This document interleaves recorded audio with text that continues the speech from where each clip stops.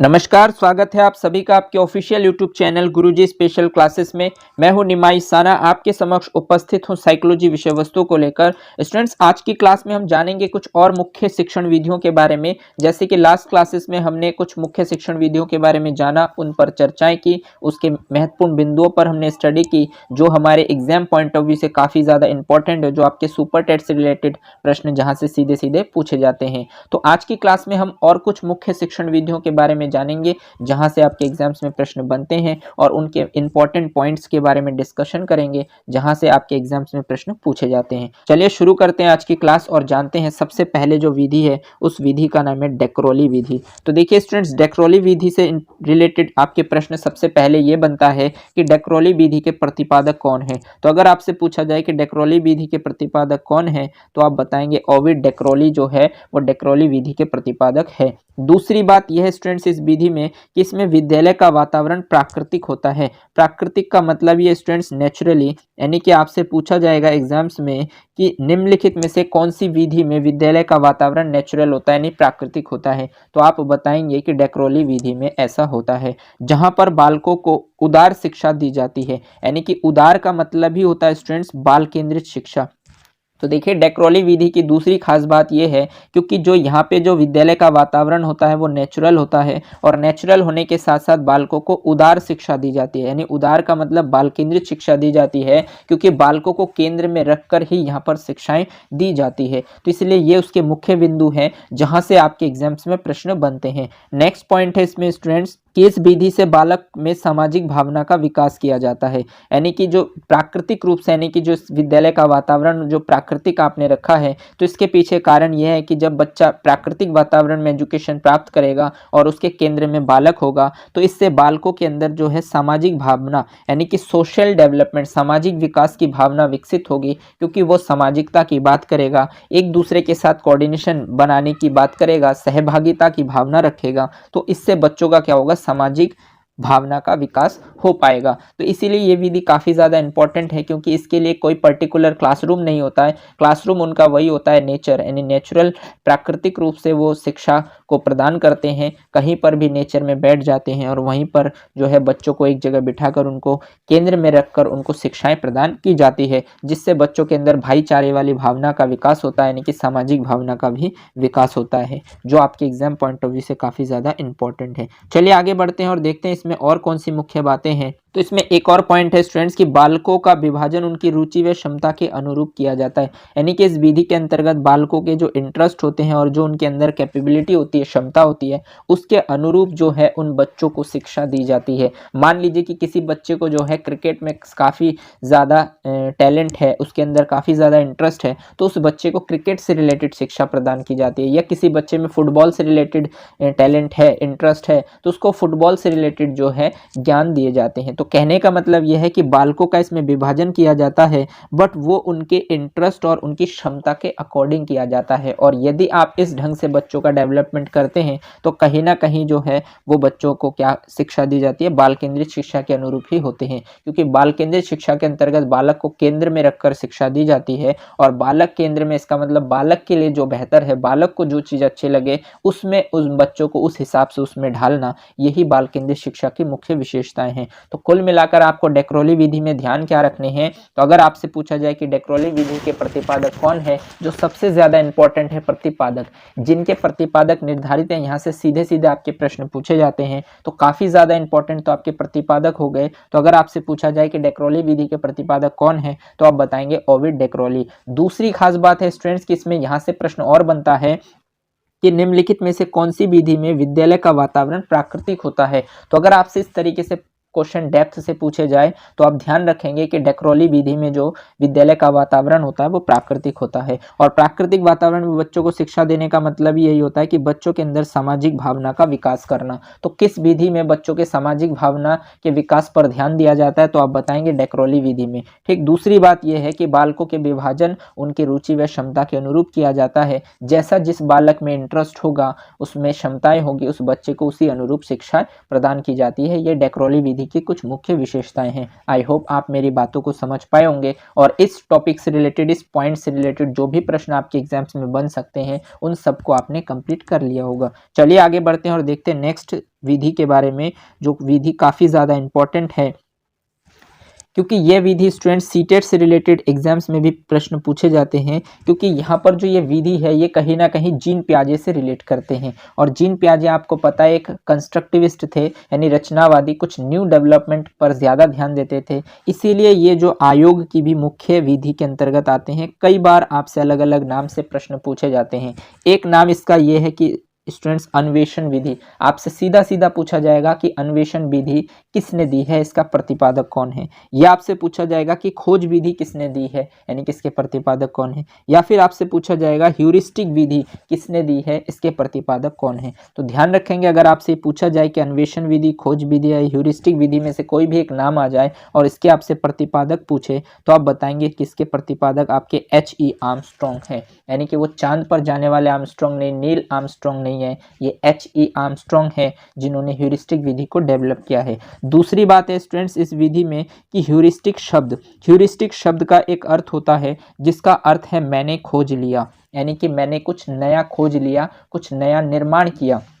तो अगर आपसे इसीलिए पूछा जाता है कि खोज विधि इसका एक और नाम है, और खोज को हम हिंदी में अन्वेषण भी बोलते हैं, इसलिए इसको अन्वेषण विधि के नाम से भी जाना जाता है। और ये तीनों विधियों के नाम से आपसे प्रश्न पूछे जा चुके हैं और सीधा सीधा इसके प्रतिपादक से रिलेटेड प्रश्न पूछे गए हैं। लेकिन ध्यान रखेंगे ह्यूरिस्टिक शब्द का अर्थ होता है मैंने खोज लिया, जो एक जर्मन शब्द है जिसका मतलब मैंने खोज लिया, यानी कि मैंने कुछ नया जान लिया है। ठीक, तीसरी बात स्टूडेंट्स इसमें यह है कि इस विधि में बालक की जिज्ञासा प्रवृत्ति का प्रयोग करके बालक को क्रियाशील बनाया जाता है। देखिए इस विधि की खास बात यह है कि इस विधि में बालक की जो जिज्ञासा प्रवृत्ति होती है, यानी कि बालक के अंदर जो चीज जानने की जो अभिलाषा होती है, बच्चा जिस चीज को जानना चाहता है, क्योंकि जब छोटे बच्चे होते हैं वो बार बार प्रश्न करते हैं, ठीक है, ये ऐसा क्यों है, इसका नाम है ये क्यों है, बहुत तरीके के सवाल करते हैं। यदि आपके घर में बच्चे हैं, छोटे बच्चे, तो आप समझ पा रहे होंगे कि मैं किस बात की ओर इशारा कर रहा हूँ, कि जो छोटे बच्चे होते हैं वो इस दुनिया में नए आए होते हैं और वो जो भी चीजें देखते हैं उसके बारे में जानकारी जुटाना चाहते हैं। क्योंकि आपके सामने भी यदि मैं कोई नई वस्तु लेकर आऊं जिसको आपने पहले कभी नहीं देखा, तो आपके मन में भी इच्छा जागृत होगी कि ये क्या चीज है, ये क्या है, इसका क्या मतलब है, इससे क्या होता है, आप भी जानकारी लेना चाहेंगे। तो जो छोटे बच्चे होते हैं वो प्रकृति में नए आए होते हैं, उन्होंने ज़्यादा समय नहीं गुजारा होता है, तो इसलिए वो जो भी चीज़ें देखते हैं उनके लिए नया होता है। और जब वो नई चीज़ों को देखते हैं तो वो भी आपकी तरह प्रश्न करते हैं कि ऐसा क्यों है, इसका नाम ये क्यों है। इस तरीके से जब वो ज़्यादा प्रश्न करते हैं और उनकी जिज्ञासा को आप शांत करते हैं, मतलब उनके प्रश्नों का आप उत्तर देते हैं, तो उनकी जिज्ञासा शांत होती है। तो यदि बालकों में जिज्ञासा प्रवृत्ति का प्रयोग करते हैं बालक, तो उससे क्या होता है कि जिज्ञासा प्रवृत्ति का प्रयोग करके बालक को क्रियाशील बनाया जाता है। यानी कि जितना ज्यादा बच्चा जिज्ञासा प्रवृत्ति रखेगा, जितना ज्यादा वो प्रश्न करेगा, वो उतना ही ज्यादा क्रियाशील होगा, क्योंकि वो उतनी ही चीजों को जानता जाएगा, तो कहीं ना कहीं उसके अंदर ज्ञान का निर्माण होता जाएगा। नेक्स्ट है स्टूडेंट्स की इस विधि में करके सीखने के सिद्धांत पर आधारित है, यानी कि यह विधि करके सीखने पर आधारित है। इसमें बच्चों को करके सीखने के सिद्धांत दिए जाते हैं, यानी कि खुद से कोई चीज करो और फिर करते करते आप चीजों को सीखो। इसीलिए इसका शब्द होता है मैंने खोज लिया। मान लीजिए आप बच्चों के सामने कोई भी इंस्ट्रूमेंट रख देंगे और बच्चे को कहेंगे कि इसको खोलकर जो है इसे दोबारा से जोड़कर दिखाए, तो क्या करेंगे, बच्चे उसको खुद से खोलने की कोशिश करेंगे, बहुत सारी गतिविधियां वो गलत करेंगे, बहुत सारी सही करेंगे, और फिर अंत तक वो कहीं ना कहीं किसी ना किसी परिणाम पर जरूर पहुंचेंगे और कुछ ना कुछ वो नया सीखेंगे। तो इसीलिए यह विधि करके सीखने के सिद्धांत पर आधारित है। और आप समझ पा रहे हैं कि आज की डेट में जो आप CDP पढ़ते हैं एज अ टीचर, तो इसीलिए पढ़ते हैं कि आप बच्चों को समझ पाए, उनकी मानसिक स्थिति को समझ पाए और उसके अनुरूप आप उनके लिए एक वातावरण निर्मित करें जिसमें वो इजीली सहज महसूस करते हुए अपने ज्ञान को आगे की ओर बढ़ा पाएं। तो इसीलिए यह विधि करके सीखने के सिद्धांत पर आधारित है। इसीलिए जो एग्जामिनर का ध्यान होता है वो ऐसे टॉपिकों पर होते हैं, ऐसे पॉइंटों पर होते हैं, इसीलिए वो यहाँ से बार बार प्रश्न पूछते हैं और अलग अलग नाम से पूछते हैं। ध्यान रखेंगे, हिंदी में अगर आपसे पूछा जाए अन्वेषण विधि या खोज विधि, तो इंग्लिश में आपको देखने को मिलेंगे ह्यूरिस्टिक मेथड।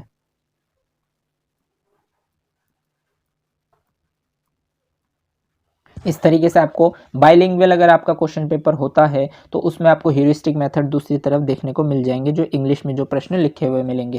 लेकिन यहाँ पर क्या हुआ कि एग्जामिनर ने ह्यूरिस्टिक वर्ड, जो इंग्लिश वर्ड है, इसको भी इन्होंने जो है हिंदी में देवनागरी लिपि में इन्होंने इसको लिख कर दे दिया। तो इसीलिए काफ़ी ज़्यादा जो है एग्जामिनर इस विधि पर सबसे ज़्यादा फोकस करते हैं, क्योंकि इसकी जो भी बातें हैं वो काफ़ी ज़्यादा इफेक्टिव है, क्योंकि आज की जो शिक्षा प्रणाली है वो इस पर बेस्ड है। इसीलिए आप समझ पा रहे होंगे कि सीटेट में जीन पियाजे से 2 से 3 प्रश्न क्यों पूछे जाते हैं, क्योंकि यदि आप जीन पियाजे को डिटेल में पढ़ते हैं तो उसमें एक एक पॉइंटों पर उन्होंने बात की है, और उनका सिर्फ और सिर्फ मोटिव यही होता है कि बच्चा जितना ज़्यादा स्वयं से कार्य करेगा, गतिविधि करेगा, वो उतना ही ज़्यादा चीज़ों को सीखेगा। तो कहने का मतलब जीन पियाजे सीटेट वालों का फेवरेट इसीलिए है, और अन्वेषण विधि या ह्यूरिस्टिक मेथड या खोज विधि ये भी काफ़ी ज़्यादा इंपॉर्टेंट इसीलिए है क्योंकि इस विधि में भी बच्चों की तरफ ही ज़्यादा ध्यान होता है, जिसमें बच्चे ज़्यादा एक्टिव होते हैं, यानी कि बच्चे एक्टिव लर्नर होते हैं। तो इसीलिए ये विधि काफ़ी ज़्यादा इंपॉर्टेंट है, इसको आप ज़रूर ध्यान रखेंगे और इसकी जो भी मुख्य बातें हैं इनको भी आप ज़रूर ध्यान रखें। चलिए आगे बढ़ते हैं और देखते हैं इस विधि में और एक पॉइंट क्या है।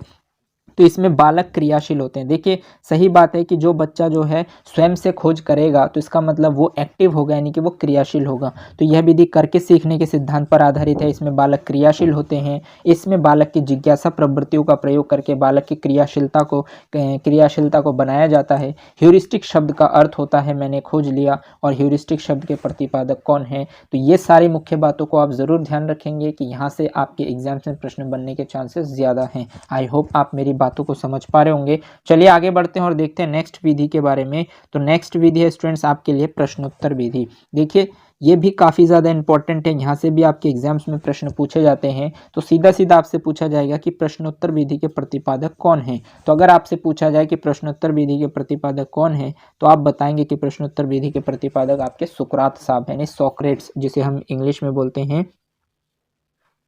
सॉक्रेट्स, ठीक। तो हिंदी में हम इसको कहते हैं सुकरात। तो प्रश्नोत्तर विधि देने वाले जो साइकोलॉजिस्ट थे या जो शिक्षा शास्त्री थे उनका नाम है आपके सुकरात, ठीक। दूसरी बात यह है कि स्टूडेंट्स इस विधि को सुकराती विधि भी कहते हैं। देखिए एक बार एग्जाम्स में यह भी प्रश्न पूछा गया कि निम्नलिखित में से सुकराती विधि है, और ऑप्शन में था प्रश्नोत्तर विधि। तो इसका मतलब प्रश्नोत्तर विधि का दूसरा नाम है सुकराती विधि, इसलिए इसको, क्योंकि इसको सुकरात ने दिया था इसलिए इसको सुकराती विधि भी कहते हैं। तो ये भी आपके एग्जाम्स में प्रश्न पूछे जाते हैं, इसलिए ये बात भी आप जरूर ध्यान रखें। तीसरी बात है इस विधि से रिलेटेड स्टूडेंट्स यह है कि शिक्षण कार्य की शुरुआत यदि प्रश्नों से किया जाए तो अध्यापक अपनी समस्त शिक्षण योजना को नियोजित रूप दे सकता है। शिक्षण कार्य की शुरुआत, देखिए जब आप टीचिंग प्रोसेस करते हैं यानी कि शुरुआत करते हैं, तो यदि आप प्रश्नों के साथ शिक्षण कार्य की शुरुआत करते हैं तो अध्यापक अपनी समस्त शिक्षण योजना को नियोजित रूप दे सकता है। तो इससे क्या होता है कि टीचर जो अपनी समस्त शिक्षण योजना है, यानी कि जो आप टीचिंग प्लानिंग करके आते हैं, उसको नियोजित कर सकते हैं, नियोजित रूप दे सकते हैं, यानी कि उसको एक जगह कंट्रोल कर सकते हैं। यदि आप शिक्षण प्रोसेस के स्टार्टिंग में यदि आप प्रश्नों का उपयोग करते हैं तो फिर आप जो अपनी शिक्षण योजना है उसको जो है कंट्रोल कर सकते हैं, नियोजित कर सकते हैं। जैसे कि स्टूडेंट्स आप इस टॉपिक को पढ़ रहे हैं और इस टॉपिक का नाम है शिक्षण कौशल एवं शिक्षण विधियां, जिसके अंतर्गत आप कुछ कौशलों को सीखते हैं और आप कुछ विधियों का इम्प्लीमेंट करते हैं अपने टीचिंग लर्निंग प्रोसेस के दौरान। तो ये स्टूडेंट्स इसीलिए आपके लिए काफ़ी ज़्यादा इंपॉर्टेंट है, क्योंकि यहाँ पर बात सिर्फ आपकी होगी कि आपको कौन कौन सी गतिविधियों को अपने व्यवहार में लाना होगा। तो कहने का मतलब जब मैंने आपको शिक्षण कौशल कराया तो उसके अंतर्गत मैंने सबसे पहले आपको बताया कि आप कोई भी टॉपिक पढ़ाने के लिए जब जाते हैं तो आप सबसे पहले पाठ प्रस्तावना कौशल करते हैं, यानी कि सबसे पहले आप पाठ के बारे में प्रस्तावना देते हैं, इंट्रोडक्शन देते हैं कि आज आप क्या पढ़ाने वाले हैं। दूसरा जो आप कौशल यूज करते हैं स्टूडेंट्स वही होता है आपका प्रश्न कौशल, जिसमें मैंने आपको बताया कि प्रश्न कौशल के अंतर्गत आप क्या क्या चीजें करते हैं, किस किस तरीके से आप प्रश्न करते हैं बच्चों से, और आपके प्रश्न कैसे होने चाहिए, किस ढंग से होने चाहिए, किस तरीके से व्यवस्थित होने चाहिए, और किस किस टाइप के आपके प्रश्न होने चाहिए। इसके पीछे रीजन क्या होता है स्टूडेंट्स, क्योंकि जब आप पहले जाकर कक्षा में ये बताते हैं कि आज हम ये टॉपिक पढ़ने वाले हैं, तो आपने सबसे पहले पाठ प्रस्तावना दे दिया।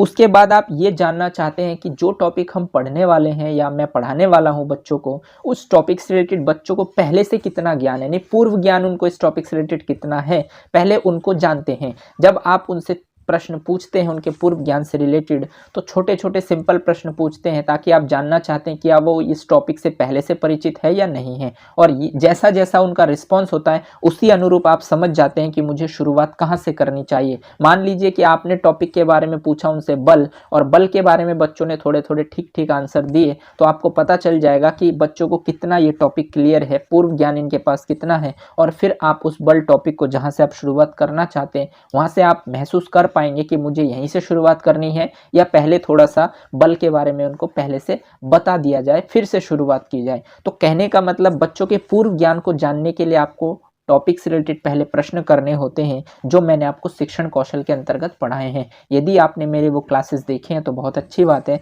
फिर तो आपको ये पॉइंट भी क्लियर हो जाएगा। और अगर आपने नहीं देखा है तो आप मेरे चैनल की प्लेलिस्ट पर जाकर सबसे पहले प्रश्न कौशल, पाठ प्रस्तावना कौशल के बारे में पहले देखिए, तो आपको और ज़्यादा अच्छे से क्लियर हो पाएगा। लेकिन कहने का मतलब स्टूडेंट्स ये है सिर्फ कि जब भी आप शिक्षण करते हैं तो उसके अंतर्गत आपके पास प्रश्न होने चाहिए, क्योंकि प्रश्न करने से आपको ये पता चल जाता है कि आपको किस तरीके से शिक्षण योजना बनानी है और आप इसको कैसे कंट्रोल कर सकते हो। तो ये बात आपको प्रश्नोत्तर विधि से क्लियर होती है।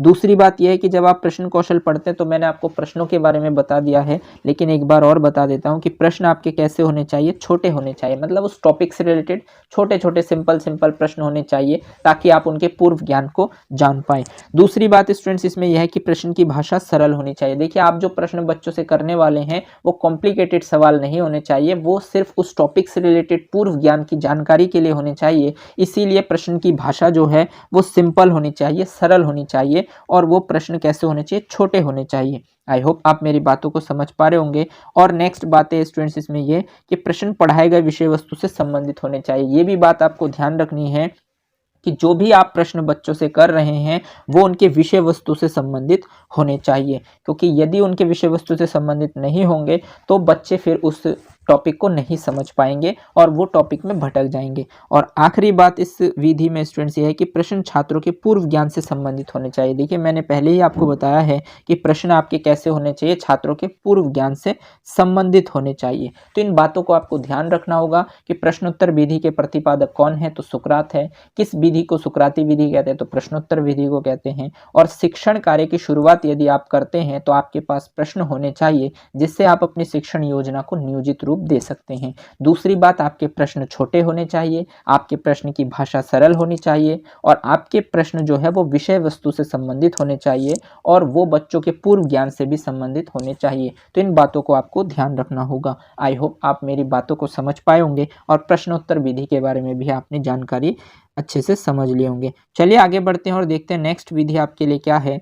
तो नेक्स्ट विधि है स्टूडेंट्स आपकी है मॉरिसन विधि, जो काफ़ी ज़्यादा इंपॉर्टेंट तो हम इसे नहीं कह सकते, लेकिन एक बार आपको ध्यान रखना होगा कि मॉरिसन विधि के प्रतिपादक कौन है, क्योंकि यहाँ से आपके एग्जाम्स में प्रश्न बन सकता है। अभी तक तो पूछे नहीं गए, बट हो सकता है आपसे पूछ लिया जाए। तो मॉरिसन विधि के जो प्रतिपादक है वो आपके कौन है, तो एच.सी. मॉरिसन है। एच.सी. मॉरिसन ने ही इस विधि को प्रतिपादित किया था, और इस विधि में इकाई कार्य पर बल देते हैं, यानी कि जो इकाई कार्य होते हैं, यूनिट वर्क होते हैं, उस पर बल दिया जाता है मॉरिसन विधि में। और नेक्स्ट बात इसमें यह है कि स्टूडेंट्स इस विधि में बच्चों को मात्र निर्देशन दिया जाता है, यानी कि बच्चों को सिर्फ इंस्ट्रक्शन दिया जाता है कि आप ऐसे नहीं ऐसे कार्य कीजिए। और इस विधि में इकाई कार्य पर, यानी कि जो यूनिट वर्क होते हैं, सब मिलकर जो वर्क करते हैं उस पर फोकस किया जाता है। और इसका प्रतिपादन किसने किया था, तो मॉरिसन ने किया था। जब आप ग्रुप एक्टिविटीज़ के दौरान, जब आप बच्चों को ग्रुप में डिवाइड करते हैं और उनके लिए एक प्रोजेक्ट रख देते हैं कि आप इस पर काम कीजिए, इस पर जो है डिटेल एनालिसिस कीजिए, इस पर नॉलेज गेन कीजिए, तो वो एक इकाई में जब बच्चे एक्टिव मोड में होते हैं और वो एक दूसरे से मिलकर शिक्षण करते हैं, तो उसमें क्या होता है, एक तो उनमें सहभागिता यानी सामाजिक विकास भी उनमें देखने को मिलता है। दूसरी बात यह है कि बच्चे जो है स्वयं से करते हैं तो वो करके सीखने के सिद्धांत पर भी आधारित होते हैं, और उससे क्या होता है कि बच्चे सभी एक दूसरे के साथ मिलकर जब वो कार्य करते हैं, और स्टार्टिंग से अकेले वो उस चीज़ को संभव नहीं कर सकते, बट सभी मिलकर उस चीज़ को कंप्लीट कर सकते हैं, तो एक यूनिट वर्क के रूप में जो है इस पर जोर दिया जाता है। इसीलिए जो है ग्रुप एक्टिविटी में इसका हम यूज़ करते हैं।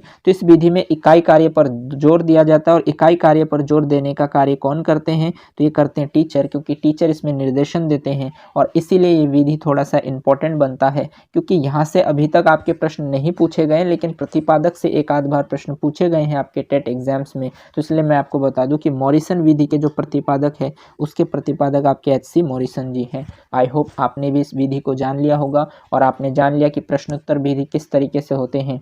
अन्वेषण विधि, खोज विधि, ह्यूरिस्टिक विधि जो काफ़ी ज़्यादा इंपॉर्टेंट है आपके एग्जाम पॉइंट ऑफ व्यू से, और इसी तरीके से डेक्रोली विधि भी काफ़ी ज़्यादा इंपॉर्टेंट है आपके एग्जाम पॉइंट ऑफ व्यू से, जहाँ से आपके एग्जाम्स में प्रश्न बन सकते हैं। आई होप आपको ये सारे पॉइंट्स क्लियर हो गए होंगे। अगर इनसे रिलेटेड कोई भी डाउट्स आपके मन में है तो आप कमेंट करके पूछ सकते हैं। आज के लिए बस इतना ही। अगर आपको ये क्लास अच्छी लगी हो तो इसे लाइक कीजिए, अपने दोस्तों के साथ शेयर कीजिए, और अगर आपने चैनल को सब्सक्राइब नहीं किया है तो चैनल को सब्सक्राइब कर लीजिए, बेल आइकन को भी प्रेस कर दीजिए, ताकि इसी तरीके के बेनिफिशियल वीडियो जब भी मैं आपके लिए बनाऊं तो आपको टाइम टू टाइम नोटिफिकेशन मिलते रहें। धन्यवाद। जय हिंद।